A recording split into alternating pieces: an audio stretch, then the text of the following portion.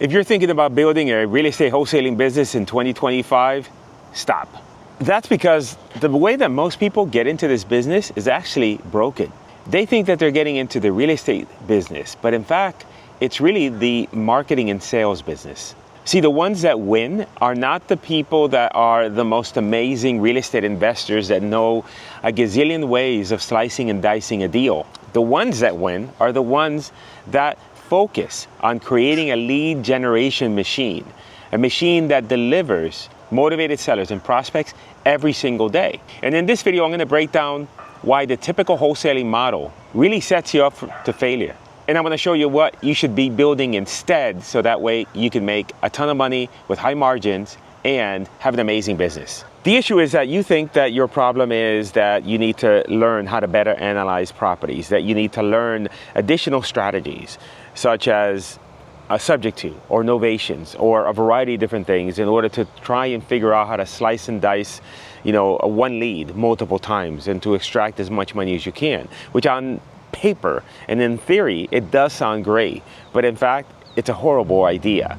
90% of the time, the problem that you have is that you just don't have enough leads. And so when you end up flooding your real estate business with a ton of leads, you stop overanalyzing every single deal that comes your way. You stop being emotionally attached to all these tire kicker sellers that are just not motivated, and you're never going to be able to do anything with them.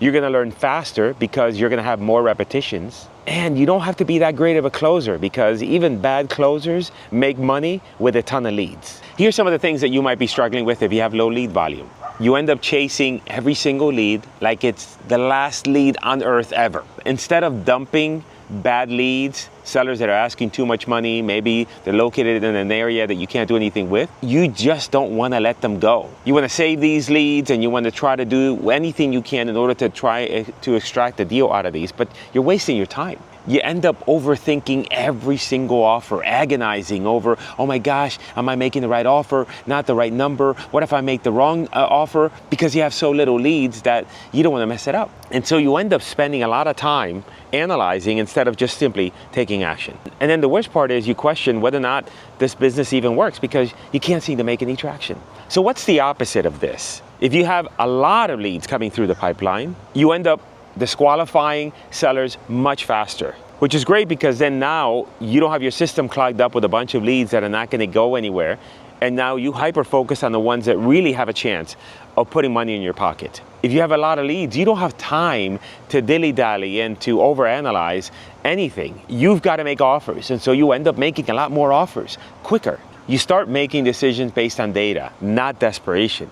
Because when you only have a few leads, you're desperate to make one of these leads work and turn them into contracts. When you have a ton, imagine if you have 20 leads that you have to follow up with today, and you got to get through all of them. You're going to move quickly and you're going to make decisions based on data, not your emotional state. So here's how to fix this problem with a simple framework that I call the 3L framework: leads, leverage, and learning. Leads.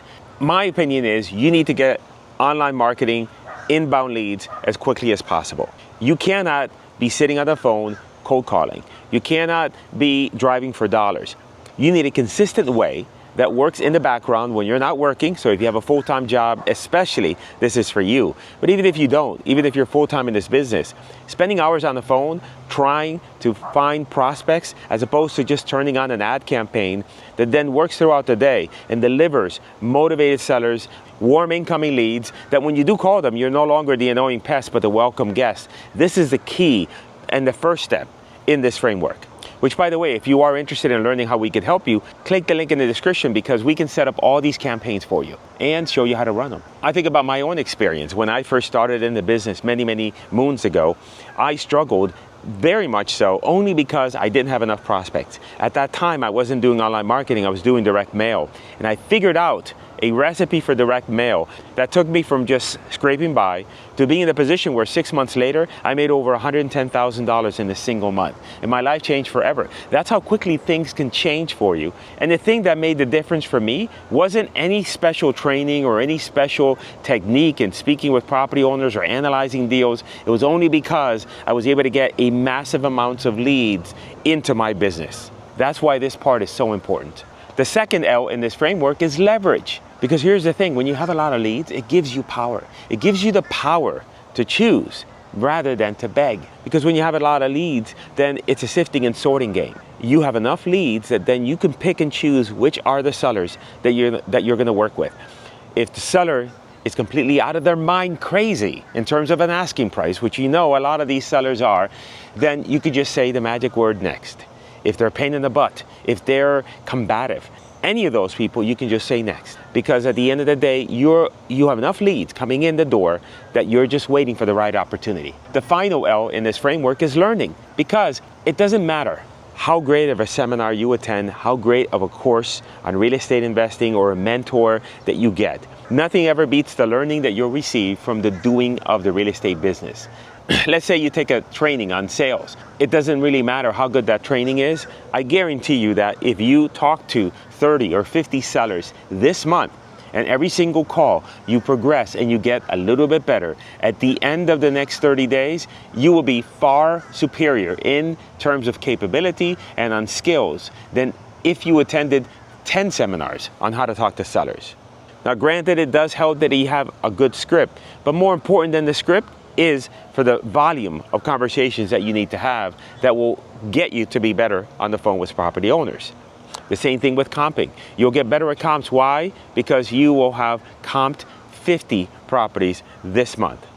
Hey, if you want to know more about how to generate motivated sellers using online marketing, click on one of the videos that'll pop up here or there, and that way you can see for yourself exactly how it's done.